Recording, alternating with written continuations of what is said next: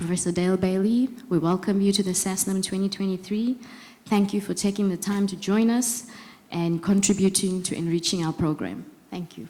Thank you so much, Carmo, and thank you to the organisers for inviting me back to this wonderful country again. It's a great pleasure to be here.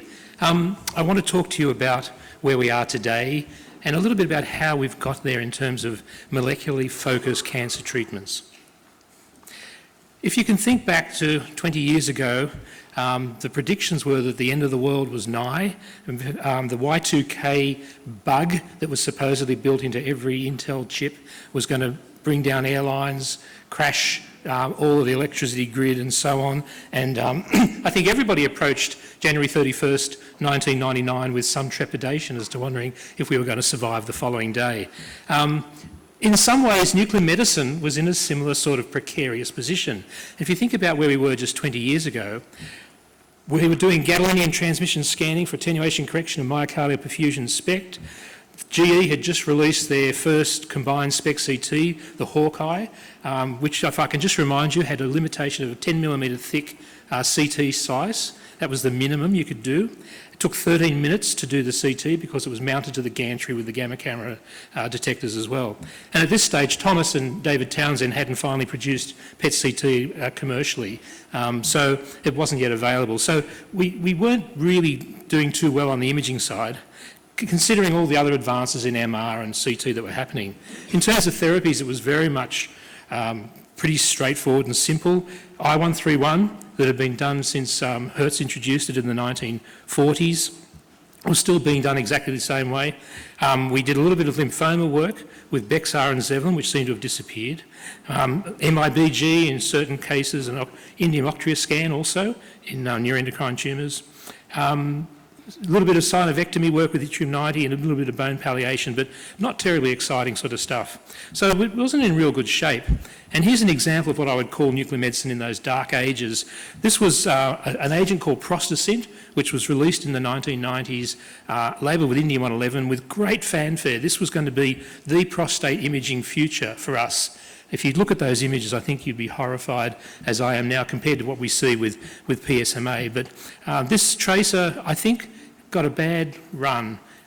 It faded pretty quickly and it never really took off. And I think one of the reasons is probably the lack of CT correlation that we had with these, but also you can see it wasn't the greatest targeting tracer that we've ever had. So we emerged from those dark ages around the year 2000. I call this the first sort of paradigm shift in nuclear medicine, when with the advances that we were seeing in PET. Now, it wasn't just that CT had been added to the device for multimodality imaging, which gives us terrific anatomical localisation, but we'd introduced a number of measures such as 3D acquisition and reconstruction, better quantitative imaging based on good attenuation and scatter correction. We improved the throughput as well, which really helped. Prior to PET CT, a PET scan of the whole body would take about 75 to 90 minutes to do. We had iterative reconstruction came along, and remember that's where it was, iterative reconstruction was first introduced into medical imaging, was in PET and SPECT imaging. We started with another faster scintillator, which moved from BGO to LSO, and that allowed us to start to do things like time of flight imaging, lower the dead time, and so on. So a bunch of things had been contributing over the past couple of years, and then PET CT hit us and was awarded the Time Invention of the Year, as you can see in those pictures, and that was one of the answers to last night's quiz, which I was pleased that I made this slide because I knew the answer. Some of the advances in SPECT weren't quite so spectacular. CT had been added, as I mentioned, on the Hawkeye, but it was pretty crude and it took a long time, so it actually decreased throughput. But now we're starting to talk about quantitative SPECT with attenuation and scatter correction. Iterative reconstruction was being used, and things like point spread function recovery for improved spatial resolution were starting to be explored, but certainly not making a big impact. So all the energy at this stage was with the PET CT development. And I've just tabled there, and you can read that. I'm not going to go through those, but lots and lots of small things were happening. Incrementally, we were improving things in both PET mostly, but also a little bit in SPECT as well. And around 2004, I decided that we really needed to have a diagnostic quality CT on the SPECT rather than just the Hawkeye, which I thought was pretty limited. And so we made our own, in Sydney, we made our own SPEC CT with a previously loved and discarded single-slice spiral CT scanner connected to an ADAC gamma camera, and started using it as we do now with diagnostic quality CT. CZT detectors had come along as well, and so we've gradually moved forward over the past 20 years. And look, this is what happens when you make small incremental improvements. The image on the left is a PET FDG, of course, done with filter back projection as a 2D acquisition. When we went to OSEM, you can see the algorithm alone improved quality, and then we started to add things like 3D acquisition, OSEM, point spread function recovery, and if you look at that small spot in the axilla, in the left axilla, you can see that it becomes more conspicuous over time with each of these improvements. And so now today, current PET would use all of these features: 3D acquisition reconstruction, OSEM, point spread function recovery, time of flight. And of course, most recently, time of flight has been getting a lot of focus in terms of making the detectors faster to improve the timing resolution so that the time of flight localisation is minimised even more, which overall improves image quality as well. So while we were starting to make these small advances in our own small field, of course the big picture was that the Human Genome Project was coming to its conclusion. In 2000, around the same time as what I'm talking about here, the first drafts were published of the human genome, and over the next couple of years that was refined and completed. And so not only are we having a tremendous boost in our imaging capabilities, albeit with pretty much the same traces that we'd always had, our colleagues are starting to get a greater understanding of the molecular basis of disease, the pathways involved, and how they could be manipulated to try and arrest processes such as cancer progression. And so these things are starting to converge for us, I think. And today, of course, this is what we're talking about, state-of-the-art PET-CT, as in our debate a couple of hours ago, total body systems, and I just happened to find a patient we scanned last week. The image on the top right is from the Siemens Quadra that we have in our department. It's a lady who has had lung cancer, and the bottom scan was done about 18 months ago on a previous analogue system that we had. She's been on immunotherapy and incredibly well, and only recently stopped her immunotherapy, and unfortunately she's had a relapse in the right upper hilum there. But I think you can compare, and I hope the contrast is good enough on the screens, that you can see, you know, under almost identical conditions for this woman, a really nice improvement in the overall quality that you get with digital detector, total body, with the ultra-high sensitivity that this brings today. And Thomas asked me some years ago to write an editorial about where I thought our field was going, especially the nuclear medicine physics side. And I've always had this feeling that we're never in step with the radiochemists. You know, we make a big advance like PET-CT, and we turn around and they're still churning out FDG. We need something new, you know. And then they come up with PSMA, dotatate, and they overtake us. And then we have to kind of catch up to them and come up with better technology to use those tools better. So we seem to keep leapfrogging each other, and that seems to be the way our developments have been going. Of course, theranostics has become the poster child for what has been the molecular approach to cancer therapy for us, obviously changing from the same molecule, replacing the imaging, in this case gallium-68 isotope, with lutetium-177 for therapy. And we get images like this from, this is a copper-64 sartate scan that we did as part of a trial and published recently in the Journal of Nuclear Medicine. Patient with multifocal unresectable meningiomas that you can see there, but otherwise normal in the rest of the body. And this is the corresponding copper-67 therapy. This is the first time the copper-64-67 combo has been used in man and published. So you can see how this nicely, the theranostic picture is really encapsulated, I think, here. And with the extended half-life of the copper-64, you can do imaging out to 24, or even we'll go longer now with the total body PET system, so that you can do predictive dosimetry to better inform your first cycle of treatment with the copper-67. Michael Hoffman, who may or may not be in the room, was awarded the 2018 Society of Nuclear Medicine Imaging of the Year for this in prostate cancer. So I just showed you neuroendocrine tumour, this is prostate cancer. The following year, the image of the year was FAPI, which is a pan-cancer targeting agent looking at the tissue microenvironment and what can be used there against many, many different types of cancers. Obviously, it's a bit like thinking about FDG without the brain uptake.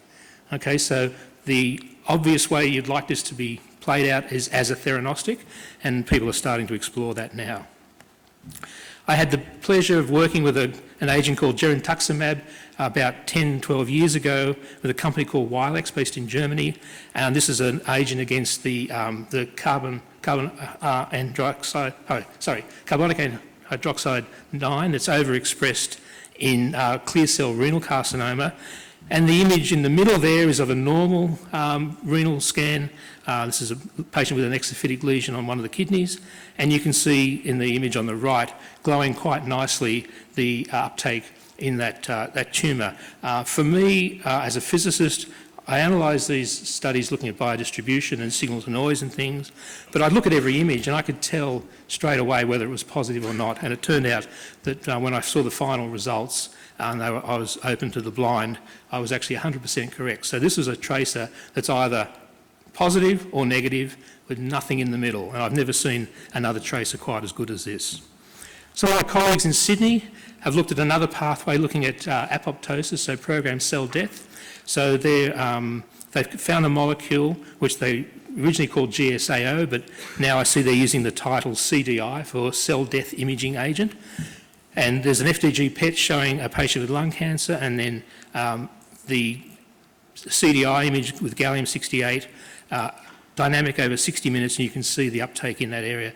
What's interesting about this is that they envisage using this as a theranostic, and a very interesting sort of principle that they say they'll get some uptake in the tumour and treat that, but the more cell damage they do, the more cells will enter an apoptotic cycle, and the more uptake they'll get subsequent to that. So they actually see this as a spiralling upwards process, where the more damage you do, the more uptake you're going to get. Whereas with, say, neuroendocrine tumour, the more you can treat the patient, the less uptake you get. The SUV goes down, and so you're less effective with time. This one, they think, is going to be the opposite. The more damage you do, the more you'll get uptake, and so your treatments will be better. Must admit, when I first saw this, the first thing that came to mind to me was, this is a way to do in vivo dosimetry measurement, not estimation, actually assessing how much damage we've done. And it suddenly clicked into my mind that we can move from, say, doing models and predicting that we think we've given this many grays to a lesion, to actually going and measure the damaging done. That's what we would like to do. And so I think this is quite an interesting process, looking at this heat shock protein 90 in the apoptotic cycle. This is another antibody directed against glypican-1, in this case a normal patient who'd had a prostate cancer resected, but just showing also we're really keen on using gallium-67 because of the long half-life and the easy chemistry that we know all about from gallium-68 and lutetium and so on. And so it's pretty easy to do this, and as you know, gallium-67 is usually generally available, although it's been up and down a little bit in the past few years. But it's inexpensive, it's got a nice half-life, it matches really well with the half-life of the antibody. And finally, things are coming along like carbon-64 bombesin. This is a bunch of different breast cancer histological subtypes showing different levels of expression between FDG and bombesin. And so my colleague Louise Emmett, St Vincent's Hospital in Sydney, is using this and is very excited about the possibilities for this. So, bottom line, lots of molecular targets. We've got lots of things to look at and investigate now that we understand the human genome better. And not surprisingly, there's a whole lot of people playing in this space, all these little companies that have got some sort of theranostic that they're developing. So the particles we use, of course, are betas, the alphas that we heard a bit about this morning. Auger electrons always suggested as a possible high LET delivery mechanism, but never really taken off. And something that we've been investigating in our lab has been using positrons, positively charged electrons, and something like copper-64 emits both positrons for imaging and also beta minuses, and could be used and actually has a higher LET than beta minus, with the positive charge being more tightly constrained than it would be for a beta minus. But I think what we've missed out here is when we pick an agent for therapy, we're not thinking too much about the physics of it so much. mainly thinking about what's available and what does it cost and can I chelate it to my targeting entity. I think we need to be thinking more about the ideal properties, and one of the things I think is quite important will be to match the linear energy transfer, that is the emission energy and the type of emission, to the target, whether we're talking about macro or micro lesions. It's becoming clear that treating microscopic deposits of disease with beta particles that have got a long mean path length is probably not the smartest thing to be doing, and we want to probably try and match these better. Also, a match between the physical and biological half-lives. If you've got lutetium with a 6.7-day half-life and you clear 60% of it in the first 4 hours, that doesn't make a lot of sense to me. I'd rather give a short-lived tracer, give a lot more of it, knowing it's going to be cleared rapidly and deliver a lot more dose. These things should be readily available, and we've heard about some of the problems of reactor-produced. Generators, of course, are ideal. They should be able to be made chemically and chelated or used ionically. And it's also nice if it decays to a stable daughter, which is not often the case with the alphas. I put a question mark over whether external emissions are a good thing here. Yes, it's nice to be able to image lutetium-177 after therapy and follow it over days, but when we come to I-131, of course, it means that we have to admit the patient into the hospital and keep them for a number of days, so, and with strict radiation precautions. So I think the external emissions is sometimes good and sometimes not. Biochemically, of course, we want to have high tissue targeting, stability in vivo, it stays at the site, and low toxicity for normal tissues. That would be ideal. So what about the different types of theranostics? Of course, everybody's familiar with gallium-68 and lutetium-177 because we've seen that already rolled out with a number of peptides. The chemistry is necessarily different.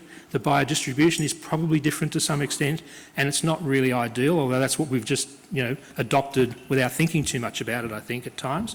Same element, different isotopes, copper-64, copper-67, seems nearly ideal, doesn't it? Because you can, you've got different half-lives and different different emissions, but it's the same chemistry. And then possibly even the same radioisotope for both, and we already do that with I-131. We still do I-131 scans for surveillance imaging, and then we may treat with I-131. And as I mentioned, we're interested in betas, and that would be the same situation. Could you imagine giving a 200 megabecquerel dose of copper-64 SARtate to look at a neuroendocrine tumour, proving that it was going to have uptake in the lesions and coming back for 8 gigabecquerels of copper-64. Absolutely ideal sort of situation. These are some of the radionuclides that you will have been aware of that we've used for therapy in the past. As you can see, most of them have stable daughters, the right-hand column. Not so for the alpha emitters. And we've got these complicated decay schemes with lots of opportunity for the daughters to escape, which we don't want, because we can't control where they go. Much better would be something like lead-212, and we've heard again about that today. A simpler decay scheme and available from a generator. This is being produced in Australia at the moment and trials. And of course, as I think John Buscombe pointed out, there's a lot of it around left over from mining, and we've got a lot of big holes in Australia with a lot of mining leftovers there. So it is almost an endless supply of this. Alphas, of course, have, again, from a molecular point of view, are very, very interesting.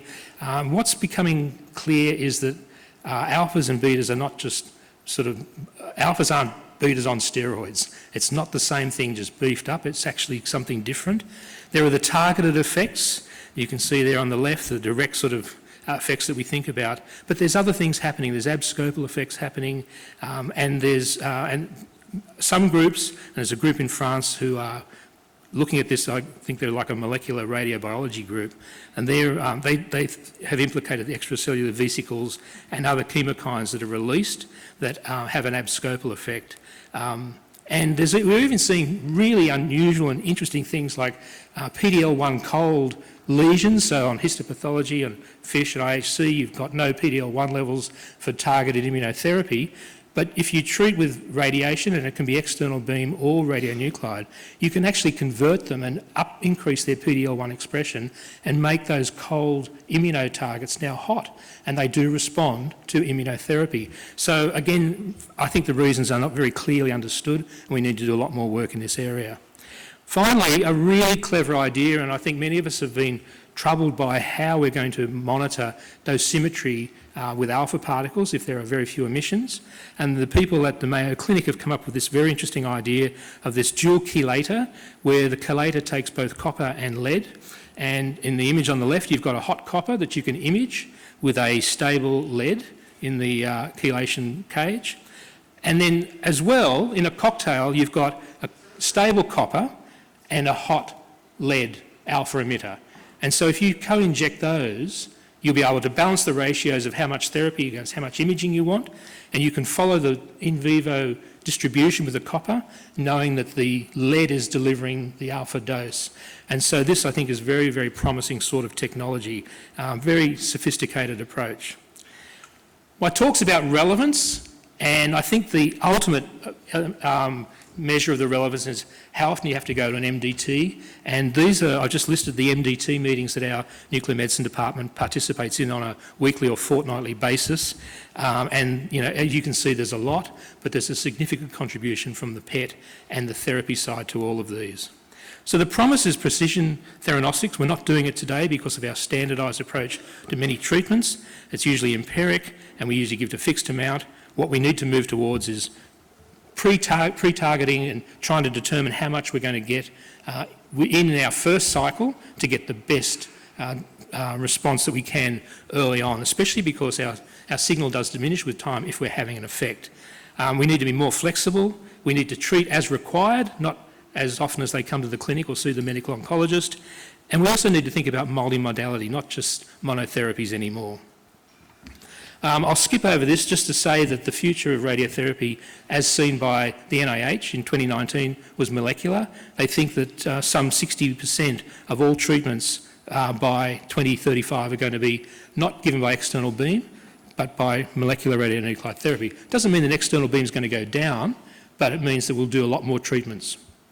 So here are the challenges. Theranostics is an ideal approach to treating the disease. If you can see it, you can treat it.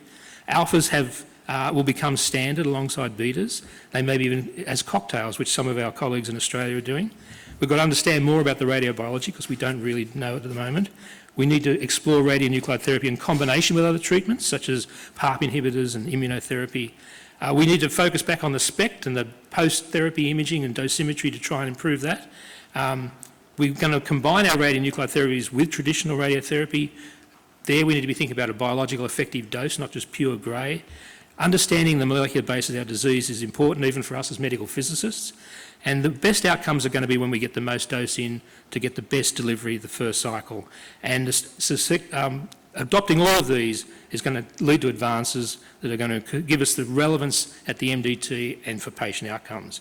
And I'll leave it at that with my view of what molecular radionuclide imaging and therapy is today, with the radionuclide at the very centre of that whole molecular cage. Thank you very much.